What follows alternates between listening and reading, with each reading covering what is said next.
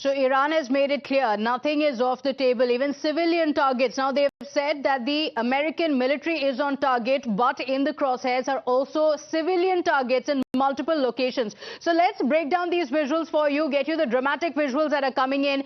Embassies have also come under attack, and there are multiple locations, including within Dubai as well, where American personnel are said to be staying, which have come under attack by Iran. Let's take you through some of these visuals as well and look at the visuals that are coming in from Tel Aviv. And all of these visuals will in fact show you how there are multiple targets of Iran. At this point, there are multiple questions being raised. One on what is Iran intending to do, because it finds itself increasingly isolated in the region. But many also argue at a time like this, when Iran is facing an existential crisis, at this point, isolation is not its biggest concern, and Iran is looking at giving out a message. So you have attacks that have been witnessed in Tel Aviv, in Erbil, in Tehran, counter-strikes that are taking place as well. Israel has in fact launched fresh attacks on Iran as well. And the US Embassy in Riyadh also coming under attack. Personnel have been injured in that. And look at that, the US base in Bahrain also coming under attack. Another attack from Iran on the US base. And then you had visuals, dramatic ones coming in from Beirut and Kuwait as well. And from Ras Tanura in Saudi Arabia as well, where there are satellite imagery that show the extent of damage that has been caused. We have more breaking updates now coming in. Multiple versions that have come in from each side. On one hand, you have Iran that has gone on to claim that there are 40 plus US soldiers who have been killed in action. If that claim has been made by Iran, the US has said that it's not true. There are 6 US personnel who have been killed in the line of action. There are questions on what the end goal is going to be for the United States. But let's look at the information that we have as of now. The questions on Strait of Hormuz also continues. Claims and counterclaims, of course, with Iran claiming it's shut, US claiming it's not. Let's introduce guests joining us on the broadcast this afternoon. Colonel Utkarsh Rathod, defense expert. And we have Dr. Rafael George, who is also a senior researcher, joining us on the broadcast. We break down the details of what is actually expected and how we see this proceeding. Are we going to see the end of the war anytime soon? And Dr. Rafael, Trump has clearly said that for 4 weeks it could continue. In fact, in his latest claim, he has also warned Iran that this could go on forever. We have unlimited stockpile of ammunition. Oh, yes. The declaration of President Trump as of last night is in a way a psychological message trying to convince the Iranians and also the worldwide public opinion that the United States is capable to conduct a war which can last over 1 month. This is not necessarily the right timing of ending the war. So now a large-scale propaganda war is ongoing, either from the Iranian side, saying that they have managed to kill over 40 US personnel, which is totally untrue. And the Americans that are indicating that the war may last over 4 or 5 weeks. And of course, that the ammunition can enable a longer period of war. So we shouldn't be impressed by those messages, since apparently on the ground there are lots of achievements of the US-Israeli combined attack, mainly reducing Iranian capabilities on the SSMs, the ballistic missiles arsenal, and now specifically crippling the launchers arsenal as well.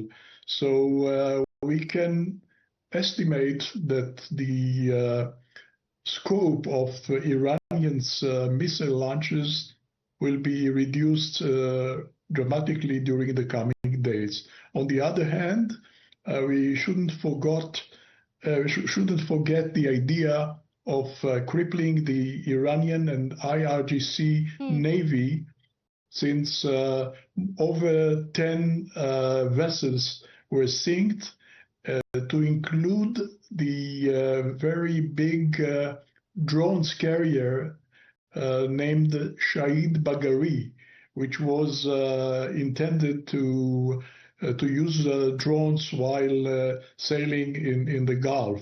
So this is a real setback to the Iranian capabilities, also regarding the closure of the Hormuz Straits. So apparently on the ground and in the air, the Americans and the Israelis are having lots of achievements, which will be evident within the coming hours or 1 or 2 days ahead.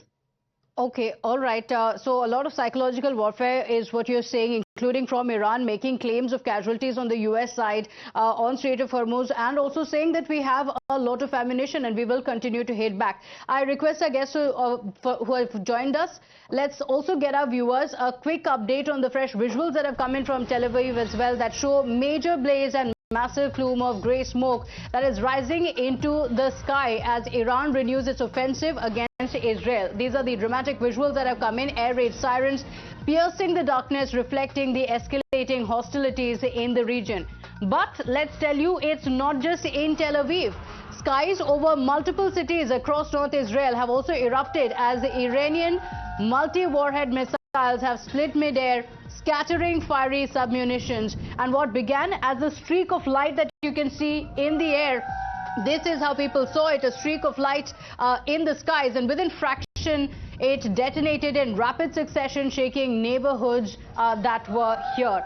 Let's also get you visuals of a massive ball of fire that lit up the night sky as Iranian missiles slammed into a US airbase in Bahrain. So let's get you the visuals from Bahrain. These are the visuals. The moment to strike has been captured on camera in visuals that have been captured by the residents from rooftops. One can see the moment of the strike, and just within seconds the explosions rattle the entire base. These dramatic moments being captured by the residents of the area. But let's get you what can be considered the gravest escalation in Gulf so far. 2 drones that have hit the US Embassy. So the direct target was the US Embassy in Riyadh that has caused massive fire. There were loud explosions that were reported by the local residents in the area. The visuals also show the moment when the drone hit, after which the fire broke out. And there were blinding flashes and also towering columns of smoke over Tehran, because US has also continued pounding the Iranian capital. Remember, when asked about the same, Trump had also responded, and on the issue of the US Embassy being targeted, Trump said, "You'll see." So from the US side as well, the strikes have continued. There are in fact satellite videos as well that have been released that show precision and the lethal strikes that have obliterated multiple targets, all within seconds, in a jiffy. Now, the morning after the Israeli attack on Hezbollah, we show you the arms cache that reveals a completely different scene over Beirut. There were no flames in sight, but dense grey smoke hanging heavily above the skyline, as can be witnessed here. There were thick plumes of smoke all through. Now look at the buildings, the residential areas, the commercial hubs all around that blurred the outlines of the buildings, setting a haze across the entire district. Let's get you more breaking updates as well now coming in of another escalation in the Middle East. And we're seeing the tensions exploding. Now the ground operations have begun in Lebanon. So this is a dramatic escalation. Until now, if there were airstrikes being launched, Israel's ground operations have also begun in Lebanon. And the Israeli defense minister has made this claim that the IDF soldiers are operating in South Lebanon. So the Israeli forces are now advancing in South Lebanon, confirming that there is a nod that has come in from Netanyahu on the ground operations as well. So Israel continuing to say that this is a move to prevent direct fire on Israel. Colonel Rathod, was this on expected lines? Because until now there were questions being raised on what happens next, and clearly boots on the ground is what we are seeing from the Israeli side. The ground operations are said to have begun in Lebanon. They've reached. Was it on expected lines? What could happen next? See, Lebanon front has been an unfinished agenda for Israel. When Israel was fighting Hamas, that time they were containing the Lebanon, and in the later phases of war they addressed Lebanon, and there was bombing of Beirut, and then the Syria operation took place. All of a sudden the Hezbollah started activities. They started firing missiles into Israel. So the Northern Command was visited by the chief of IDF, and this is the part of an operation. Before that, the Beirut was heavily bombed. You showed the visuals, and now the limited operations in northern Israel and Lebanon have started. They don't want to permit Hezbollah to intervene during the ongoing operations against Iran. And the Hezbollah has the capability of harming Israel by firing missiles, and if they are not checked, they can even put up some land attacks also. Okay, all right. Joining us also is Adam Scott Bellows, the CEO of Israel Innovation Fund. Thank you for joining us, getting us an Israeli perspective on this. And clearly the ground operations have also begun. There are still questions that remain unanswered on the Iran attack, including from the United States. Multiple versions that have come in. First, it was the nuclear program. Now Rubio also seeming to hint that it was Israel that actually pushed the hand of the United States, that they were planning attacks. The US thought that there could be counterattacks, because of which they joined in. Well, I mean, I think if you remember a few weeks ago, Netanyahu publicly came out deterring President Trump from attacking Iran.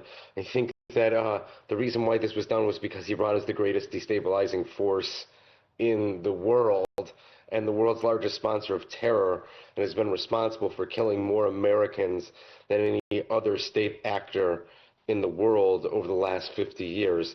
So I don't really think it's just Israel that moved President Trump's hand. I also think it's a little ridiculous to say that the most powerful man in the world could be moved just by Israel and Israel alone. I think it's also very clear that Iran has worked very hard to build not only a nuclear weapons program, but has ICBMs for the very specific reason that we're seeing today. It's clearly isolated, and it led itself down a very destructive path. And I think that the celebration of the Iranian people all over the world is enough of a sign as to why this needed to happen. Okay, but is there an exit strategy, and what is going to happen next? Because these questions continue.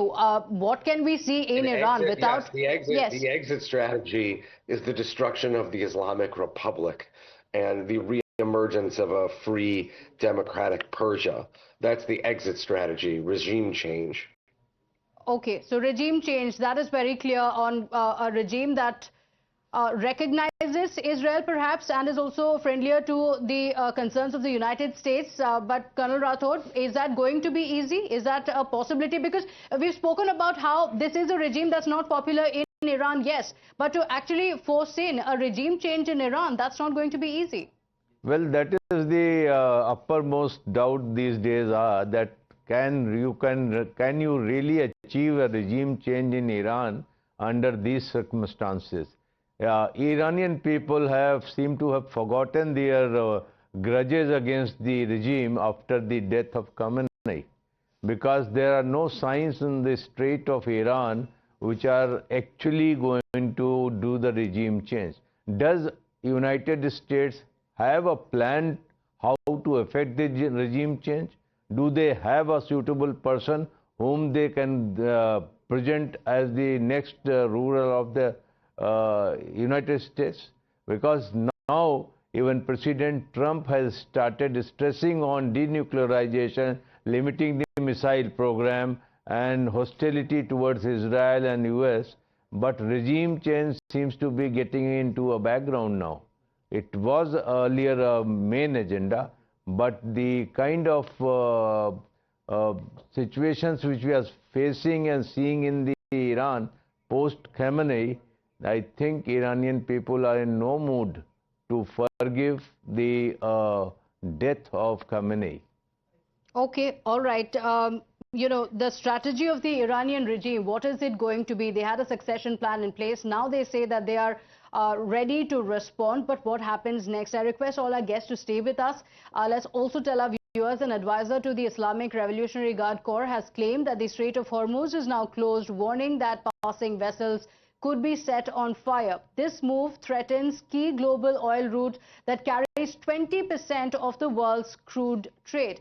Meanwhile, the United States has made a counterclaim. Their claim is that the Strait of Hormuz remains open and is not closed. They've dismissed Tehran's blockade assertions, U.S. military officials describing the closure claims as a pressure tactic, even as the regional tensions rise amid the wider conflict. On whether this is a possibility or not, that's a claim that has been made by Iran. And Dr. Rafael, is the situation really as the United States claims that the Strait of Hormuz remains open? Because Iran has made it clear, any movement, there will be an attack. Well, I would say that the Hormuz Straits are not practically closed, because the level of the maritime activity is very limited. And as my friends in the panel just mentioned, that the insurance companies and other considerations are affecting the level of maritime activity. So we shouldn't take it seriously. Okay. And it's also a part of the psychological warfare, initiated by the Iranians. So apparently this is not an issue at the moment, and we should just follow what's going on the ground and also in the air warfare. Apparently, I would like to draw attention to a phenomenon which is just coming in Iran, is tendency of Iranians military personnel to seek defection and join the opposition. This is something that should be followed, because it's a real indication of the dismantling of the Iranians' defense establishment.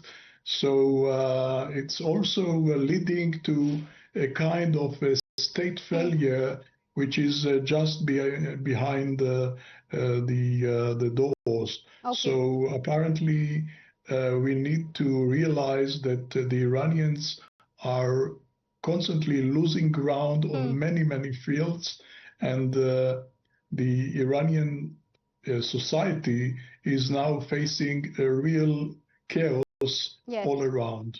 Okay, all right. We spoke about Strait of Hormuz. I want to play out why this is very significant to the entire world, and India in particular as well. There is a lot of significance of the Strait of Hormuz. Any shutting down there puts India at risk of, the kind of effect that we can see with the prices of petrol and diesel as well going up. Crude oil prices are going to be affected. My colleague Sagarika offers us an explanation of what this means for India in particular and the world. The media in Iran is reporting that an advisor to the IRGC commander has announced the Strait of Hormuz is closed and that any ship trying to pass will be set on fire. That is a serious statement. For India, it is not distant news. Why? Because the Strait of Hormuz is one of the most important energy routes in the world. Around 20 million barrels of oil move through it every day. That is nearly a fifth of global consumption.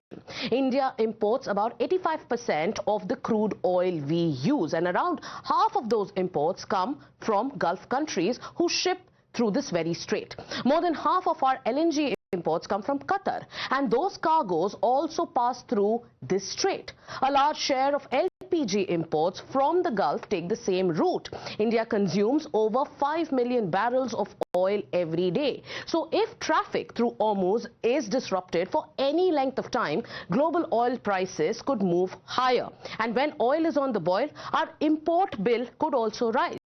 The rupee could feel the pressure. Inflation could get harder to manage, and eventually petrol and diesel prices face upward risk. And this is not about panic. This is about exposure. And yes, there are contrary statements also coming in from the US military.